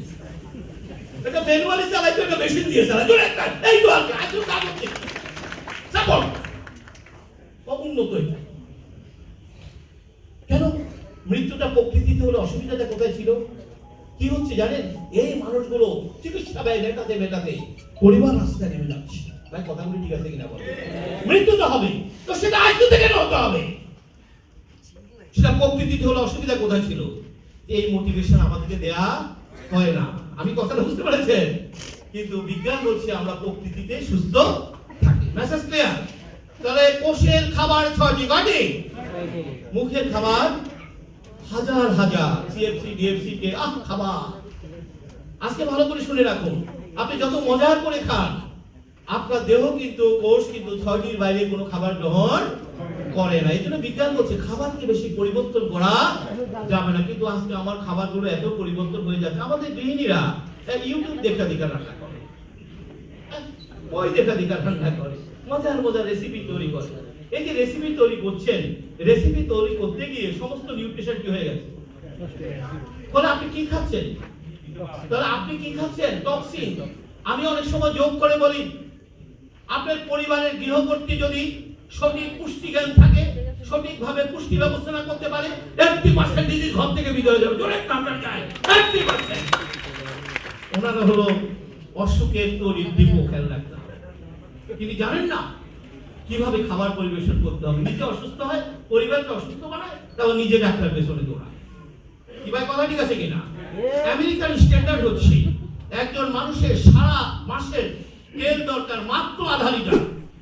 কত লিটার? মাত্র আধা লিটার তেল দরকার। আপনি জিজ্ঞেস করেন আপনার ফ্যামিলি মেম্বার কয়জন? 4 জন। কত লিটার তেল লাগে? 8 লিটার তো লাগে, মাঝে মাঝে 10 লিটারও লাগে।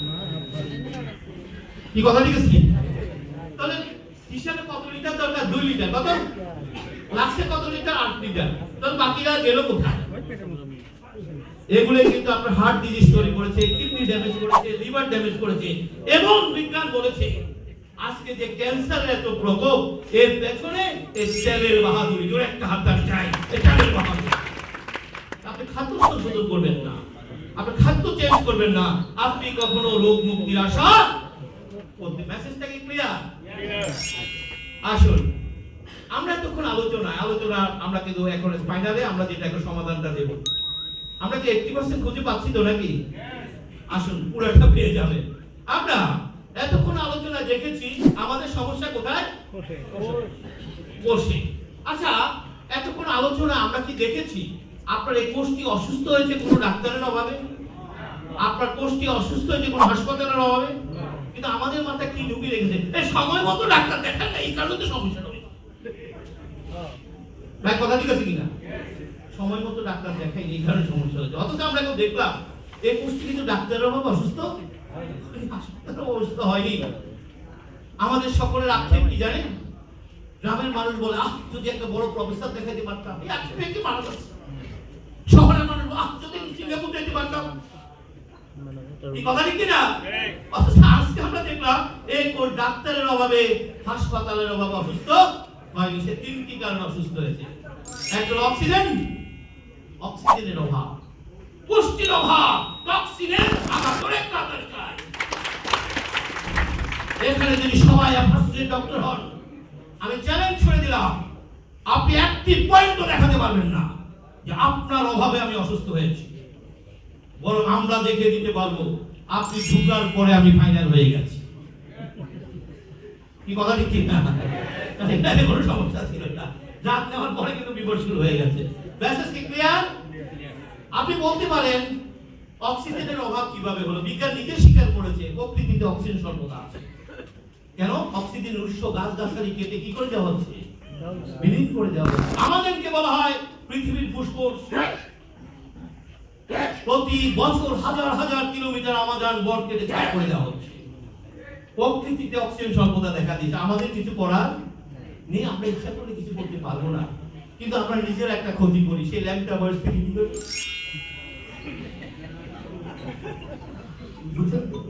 কি হলো? বিজ্ঞান বলছে ব্রিথিং ফর টেকিং অক্সিজেন। জোরে তাকাল যায়। প্রতিটি শ্বাস নিতে কিসের জন্য? অক্সিজেন নেওয়ার জন্য। আপনি যখন একবার শ্বাস নেন, আপনার লাঙে 5 ট্রিলিয়ন রেড ব্লাড অপেক্ষা করে। টোটাল রেড ব্লাড আছে 30 ট্রিলিয়ন। 5 ট্রিলিয়ন রেড ব্লাড অপেক্ষা করে কিসের জন্য? আপনি সবে তাড়াতাড়ি দেখুন, অক্সিজেন গুলো নিয়ে হার্টে যাবে, হার্ট পাম্প করে সারা শরীরে চলে যাবে। প্রতিটি শ্বাসে, প্রতিটি টানে 5 ট্রিলিয়ন রেড ব্লাড অক্সিজেন ছাড়াই চলে গেছে। বিলিয়ন বিলিয়ন সেল মারা গেছে। আপনি টের পাননি। কেন পাননি? এই কোষের বেঁচে থাকার ক্ষমতা কত? 1,000 ইয়ার।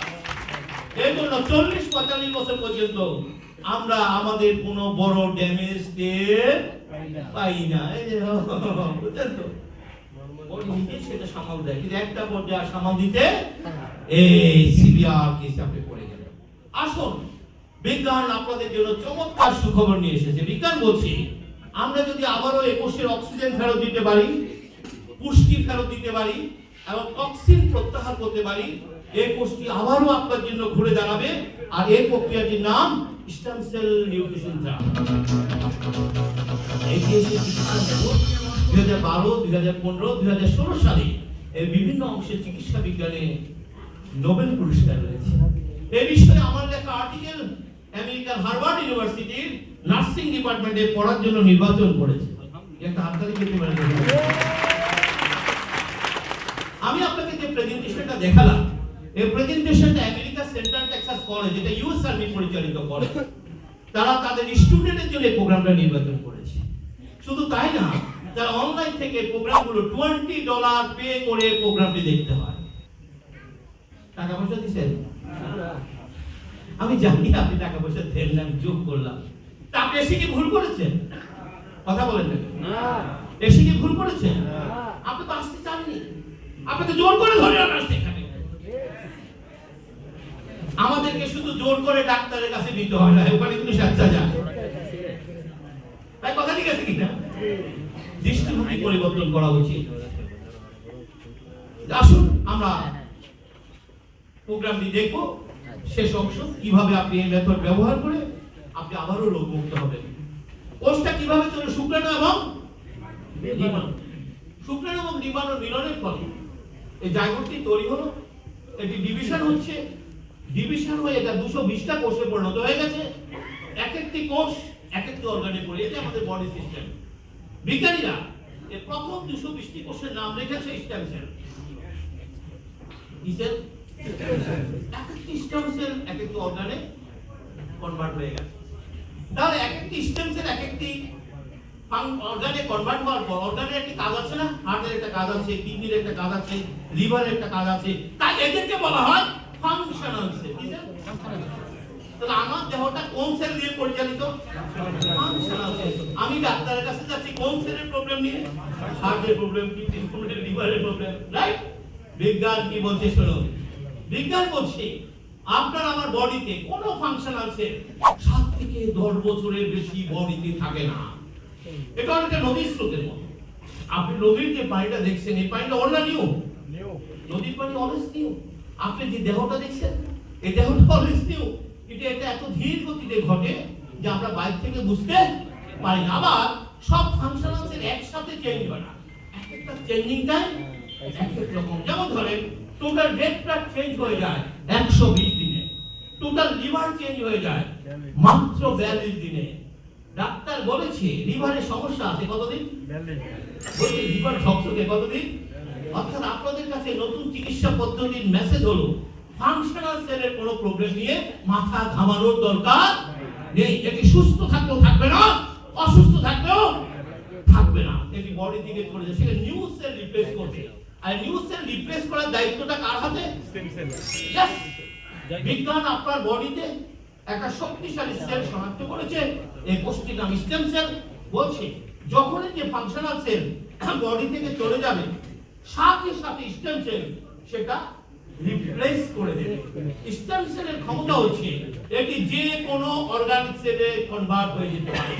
স্টেম সেলের ক্ষমতা হচ্ছে 1000 বছর পর্যন্ত দায়িত্ব পালন করতে পারে। চিকিৎসা বিজ্ঞানের যুগান্তকারী আবিষ্কার। ধরে একটা হাত দাঁড়িয়ে। আচ্ছা বলুন তো দেখি, এই ছোট্ট আলোচনা থেকে কোথাও দেখেছেন কি ডাক্তারদের কোনো কাজ আছে? আরে একটু বলেন না ভাই। ডাক্তারদের কোনো কাজ নাই কিন্তু, কারণ আমাকে সেরে নেই।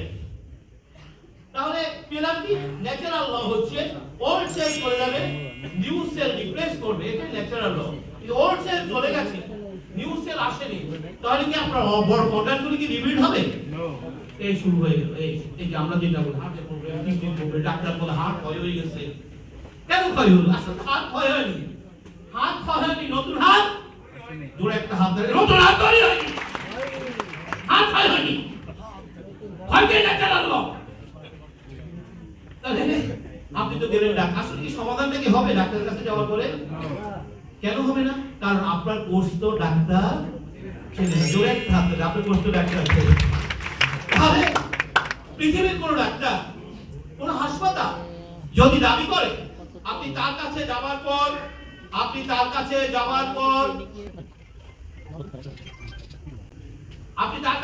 পর রোগ মুক্তি হয়েছে, তাহলে এর পেছনে কে দায়িত্ব পালন করেছে? কথা বলে কে দায়িত্ব পালন করেছে? কিন্তু ক্রেডিটটা কে নিয়ে গেল? ক্রেডিটটা কিন্তু ডাক্তার সাহেব নিয়ে গেল। প্রশ্ন, এই যে প্রবলেমটা চলে গেল, প্রবলেমটা কিন্তু ডাক্তার দৌড়াননি, প্রবলেমটা কে সেরেছে? স্টেম সেল কার কোথায় চলে? ডাক্তার না নেচার? আপনার আশেপাশে কি নেচার নাই? আমরা যদি প্রতিটা মুহূর্ত নেচারের সাথে নিজেকে কানেক্ট রাখতে পারি, স্টেম সেল শক্তিশালী হবে, আপনার বডিতে কোনো রোগ হতে দেবে না। কোনো রোগ হতে দেবে না। সিম্পল মেথড, কিন্তু এই মেথড কখনো ডাক্তাররা উপস্থাপন করলে খেলা কিন্তু ফাইনাল হয়ে যাবে। Message clear? ভবিষ্যতে উপস্থাপন করবে, খেয়াল রাখতে হবে। তাহলে আমরা এটা পেয়ে গেছি। আচ্ছা, আমরা একটা কথা কি জানি যে এই যে ডাক্তার সাহেবরা অপারেশন করার আগে না দাবিকে বর্ণসই লিখে নেন, একটা কেমন দিবেন বর্ণসই লিখে নেবে, সিটি স্ক্যান করবেন বর্ণসই নাকি না? সেখানে কি লেখা থাকে? সেখানে লেখা থাকে যে এই অ্যাপ্রোচ দেওয়ার পর বা অপারেশন করার পর রোগীর যদি মৃত্যু ঘটে অথবা কোনো সমস্যা হয়, এই জন্য ডাক্তার এবং হাসপাতাল দায়ী নয়। কি কথা লিখেছে কিনা? তো এটা তিনি কেন লিখে নিলেন? এত বড় ডাক্তার, কারণ একটাই, তিনি সুন্দর করে কাটবেন, তিনি সুন্দর করে সেলাই করবেন, কিন্তু পরবর্তী রিপেয়ারিং এর দায়িত্বটা কার হাতে? স্টেম সেলের উপর যে ক্ষমতা তার হাতে।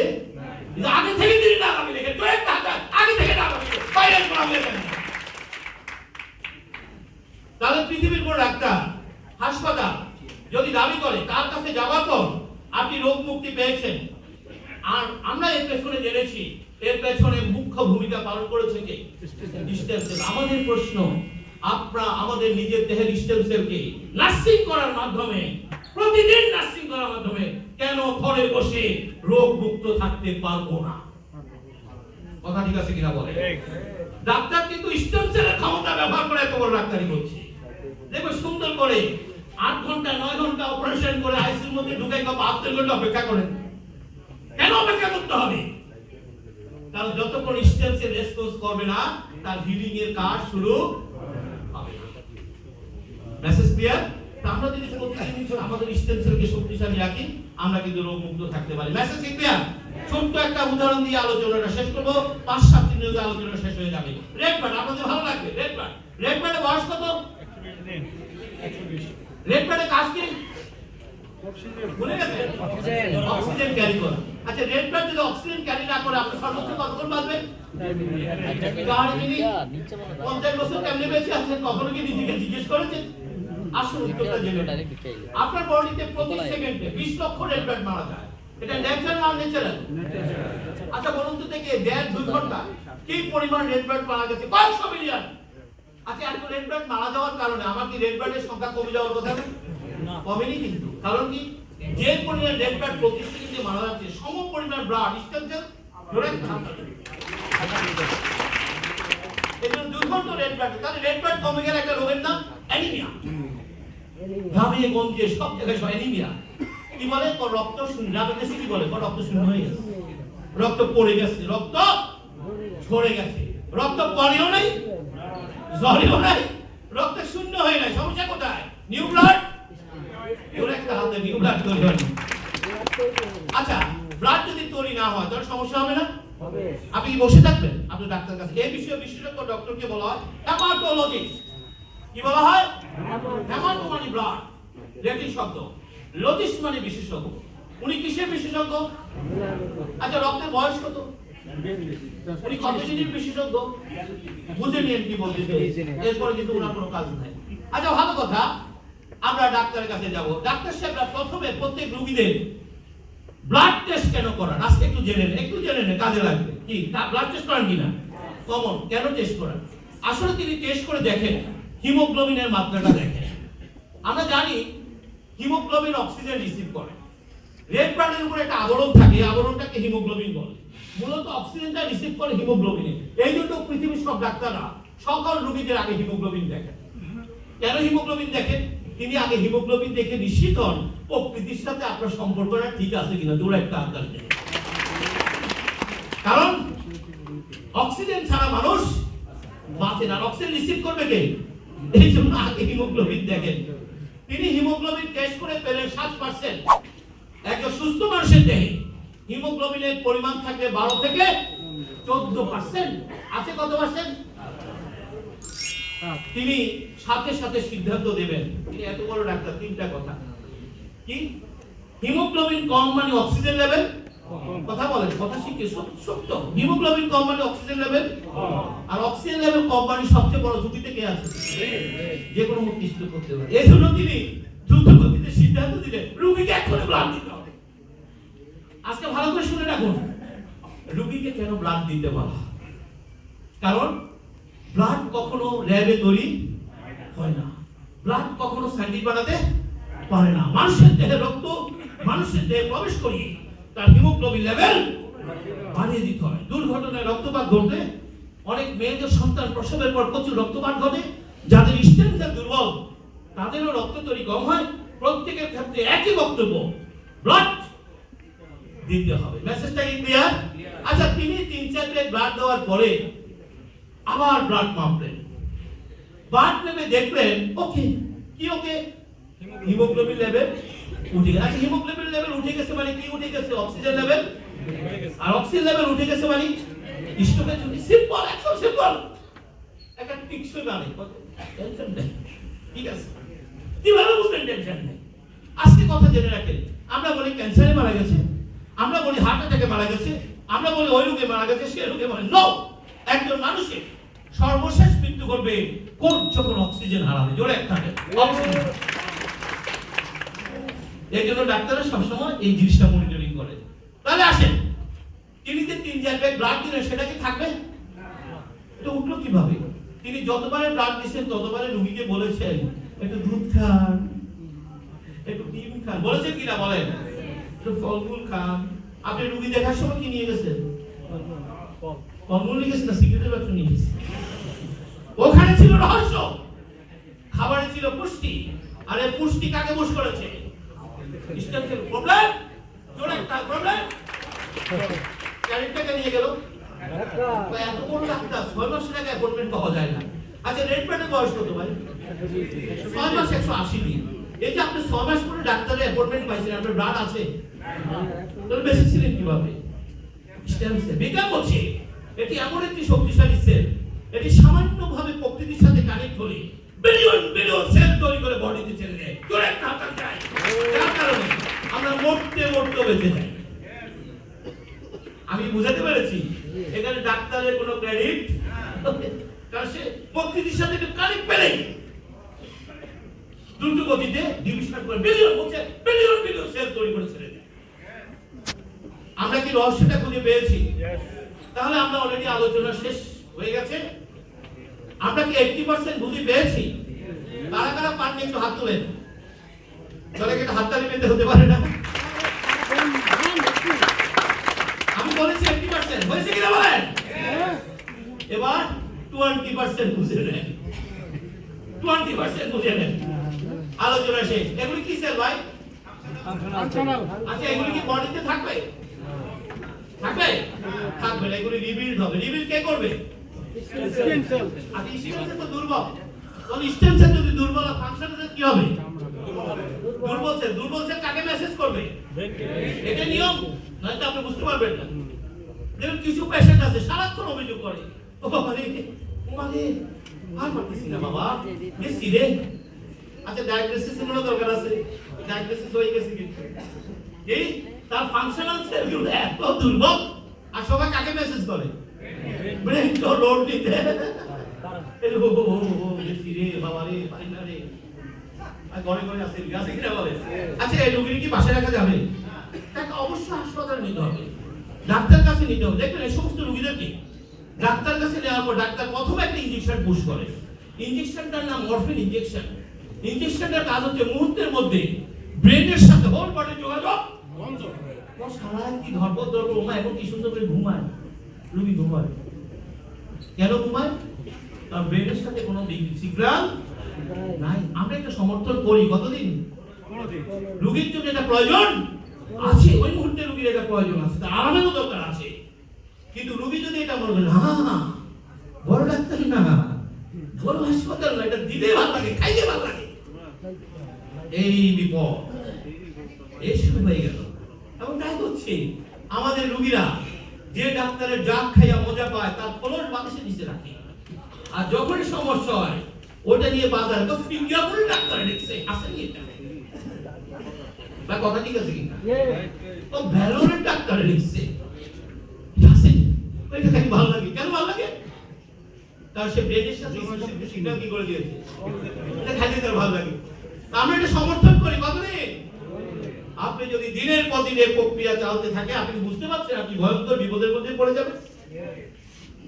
তাহলে ইমার্জেন্সি যদি ডাক্তারি জাগের দরকার হয় ব্যবহার করবেন, সাথে সাথে কাকে পুশ করতে হবে? কথা বলেন, কাকে?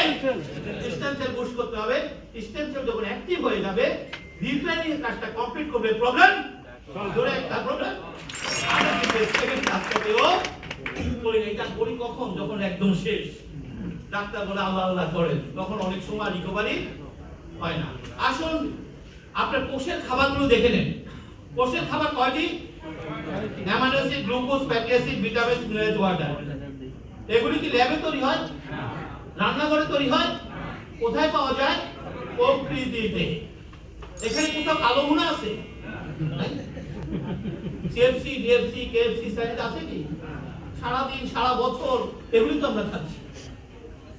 আপনি কি লক্ষ্য করেন আমি কি বলতে চাইছি? আপনার কোষ কিন্তু খাবার পায়নি, কোষের বাইরে কোনো খাবার গ্রহণ করে না। আমি যা খেয়েছি ওই খাবারে সেগুলো ছিল না, যার কারণে আস্তে আস্তে সেল কি হয়ে গেছে, ড্যামেজ হয়ে গেছে। খেয়াল রাখতে হবে। আসলে লিভেন গ্লোবাল আপনাদের জন্য যে প্রোডাক্টগুলো নিয়ে এসেছে এগুলো ডিজাইন করা স্টেম সেল নিউট্রিশন, এগুলি রোগ নিরাময়ের কোনো ওষুধ নয়। আচ্ছা, এতক্ষণ আলোচনা, আমরা কি রোগ নিরাময়ের কোনো ওষুধ আছে কি পৃথিবীতে? কথা বলেন। কি প্রতারণা আমাদের সাথে বলছে? রোগ বলেই তো কিছু নেই, একটা আপনার চাই রোগ মানে তো রোগ চাই। সুস্থতা মানে হেলদি স্টেম, আপনাকে স্টেম থেকে হেলদি রাখতে পারি, তাহলে আমার বডিতে কোনো রোগ মৃত্যু হবে, এটা নিয়ে আমাদের আপত্তি নেই। কিন্তু রোগ কেন হবে?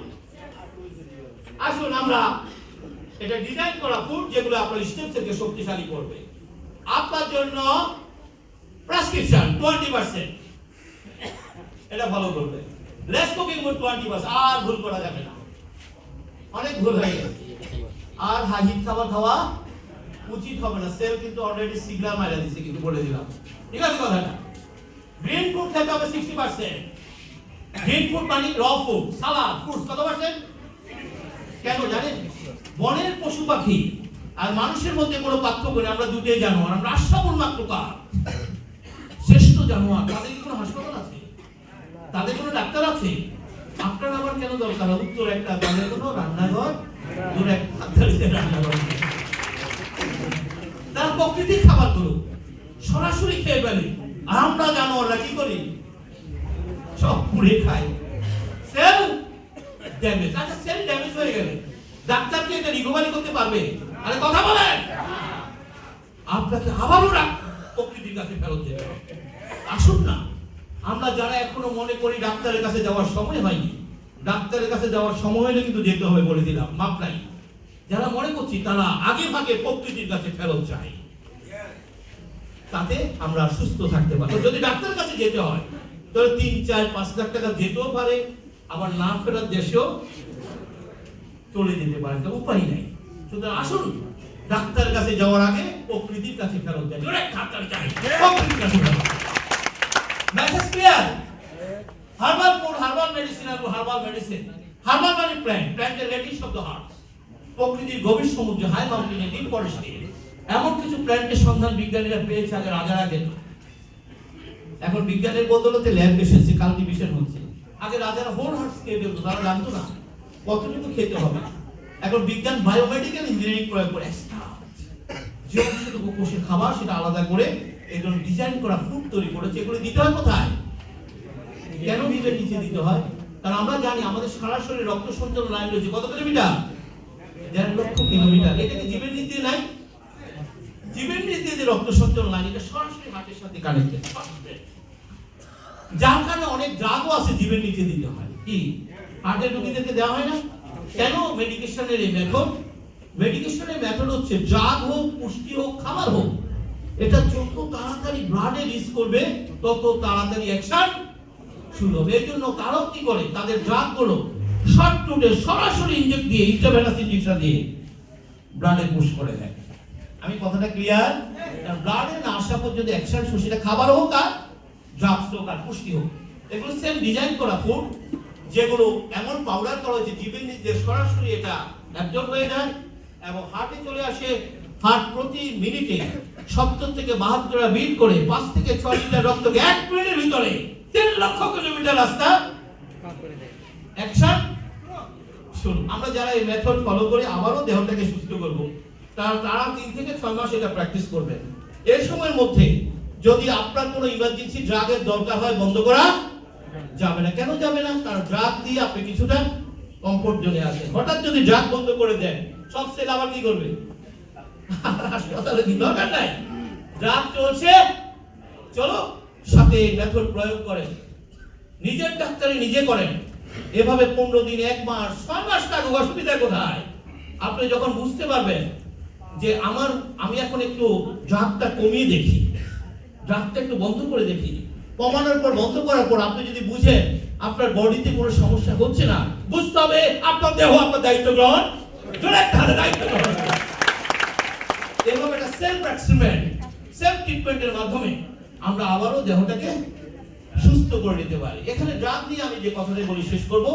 যারা দীর্ঘদিন ড্রাগ ব্যবহার করছেন, প্রেশারের drug, diabetes, whatever it is, আপনি 15 বছর 10 বছর যে ড্রাগগুলো ব্যবহার করছেন, আপনি জানেন না একই ড্রাগ 10 বছর ধরে খাচ্ছেন। তাহলে 10 বছর ধরে কি ঘটেছে? ডোজ চেঞ্জ হয়েছে আর কোম্পানির নাম চেঞ্জ হয়েছে। কারণ একটা ড্রাগ বাজারে যদি 20টা কোম্পানি থাকে, 100টা কোম্পানি 100 নামে আছে। ড্রাগ চেঞ্জ করার ক্ষমতা ডাক্তারদের হাতে নেই। ড্রাগ ফর্মুলা হয়ে একটা না, পৃথিবীর ডাক্তাররা শুধু সেটা অনুসরণ করে। ড্রাগ চেঞ্জ করার ক্ষমতা তাহলে তিনি করেছেন, ডোজ চেঞ্জ করেছেন, কোম্পানি চেঞ্জ করেছেন, জেনারেশন চেঞ্জ করে দিয়েছে। এই কথা নিয়েছি না? সুতরাং আপনার হাতে সর্বশেষ যে প্রেসক্রিপশনটা আছে এটা ফলো করেন। কারণ আপনি যে আরো 100 ডাক্তারের কাছে যান, একই জিনিস দেবে আপনাকে। ওই চ্যাপ্টার ক্লোজ, ওটা করেন আর এই মেথডটা প্রয়োগ করেন, নিজের ডাক্তারি নিজে করেন, আবারও দেহটাকে সুস্থ করে তোলেন। Thank you very much.